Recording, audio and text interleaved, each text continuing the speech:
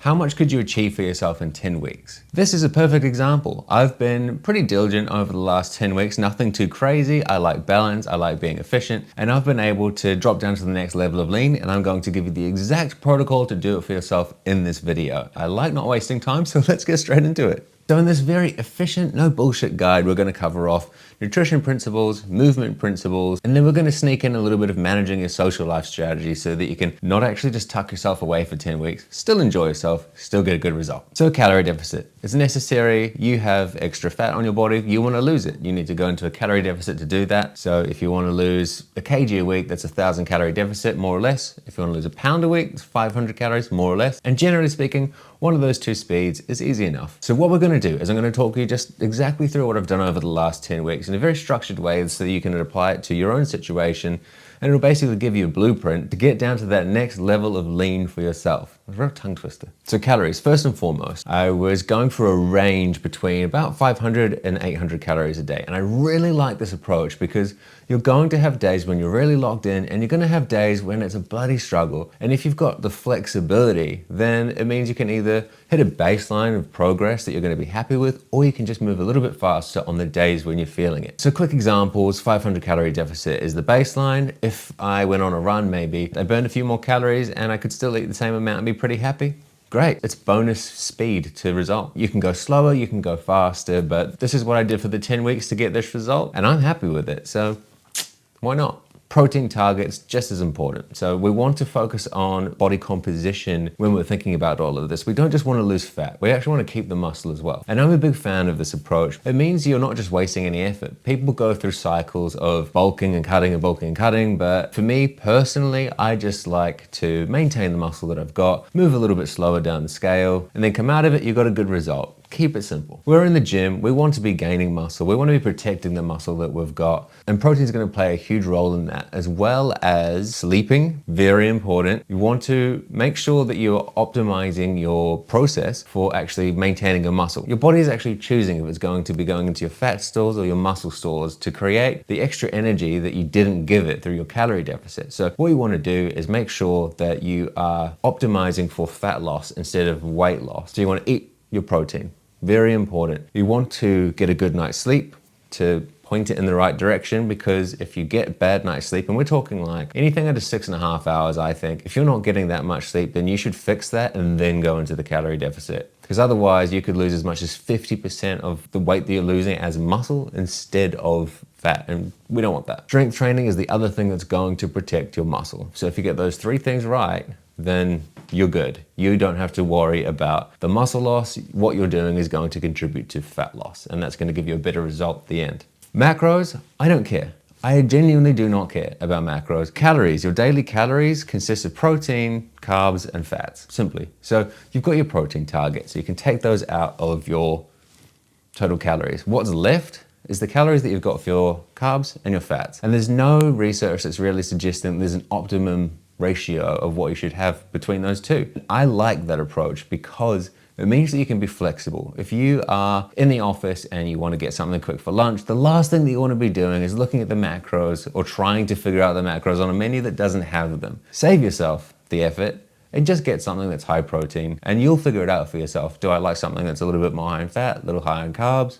Whatever. If you're going out for dinner, you don't want to be looking at a menu and thinking, geez, I need X amount of carbs over X amount of fat.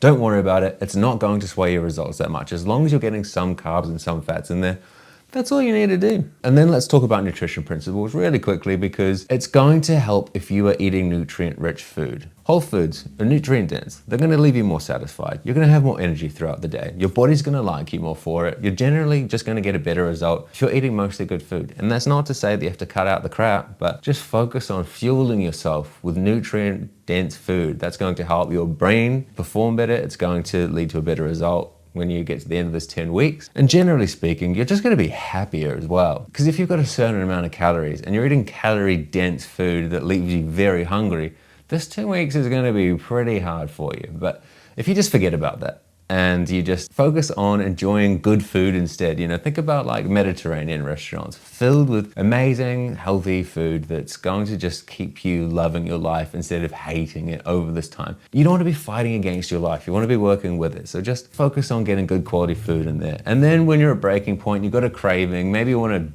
almond croissant for breakfast or something like that. Occasionally, have it. Get rid of the craving so you're not thinking about it. And then just get back to eating good, you know? Lean meats, chicken breasts with a salad, or even like chicken wraps. Chicken burgers even aren't actually that bad, depending on, you know, if you're getting a fried chicken burger or just like a nice lean chicken breast burger. Happy days. And I don't like to overcomplicate it, because the more that you complicate your nutrition, the harder it's going to get, the more you're trying to think about everything. You've got a busy life going on anyway.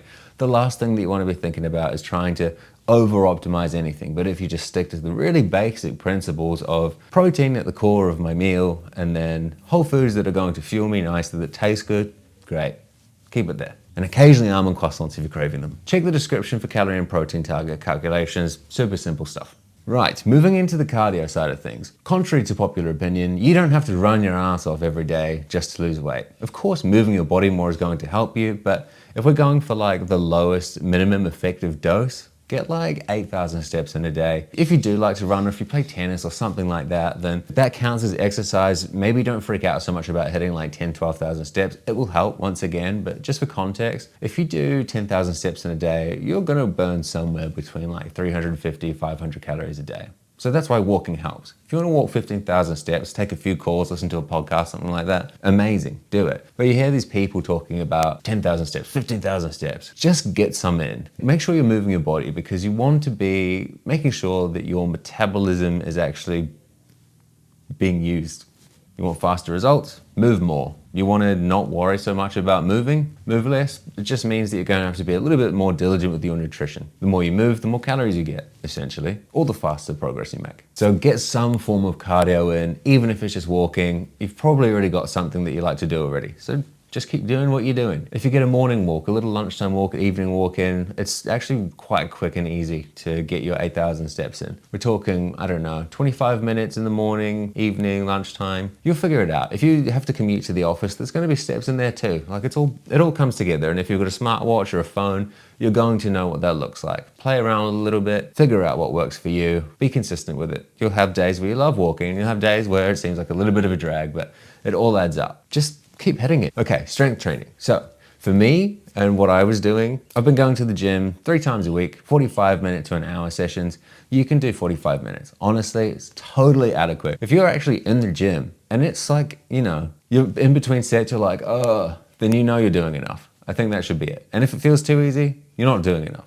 Simple. But if you work hard for 45 minutes, you'll know it. So just do that 3 times a week. Now, what are you going to do? What are you going to focus on? I'm going to link a video at the end of this, which is actually me comparing myself to James Bond, Daniel Craig in Casino Royale with ChatGPT, and getting ChatGPT to modify my workout so I could focus on different areas. So for the first 6 weeks, I focused on building up my chest more. Then for the last 6 weeks, I focused on building up my shoulders more. So I was doing a full body split, but the video at the end will tell you more about that, because I don't want to fluff out this video too much. I just want to give you a beeline to results. You do what I'm telling you to do here for 10 weeks, you're going to get a spectacular result. And you're going to be able to stick to it, because now we're going to talk about the social stuff. You don't want to cut out your social life. You probably won't stick to your plan if you cut out your social life. But there are things that you can do to make it a lot easier. So don't get me wrong, there's no way that I was in a calorie deficit every day for the 10 weeks. If I had a social thing on, I generally prefer to go to maintenance for that day. That means I get more calories. It means that I will enjoy myself, and then I'll feel so much more in the zone when I'm back at it the next day. And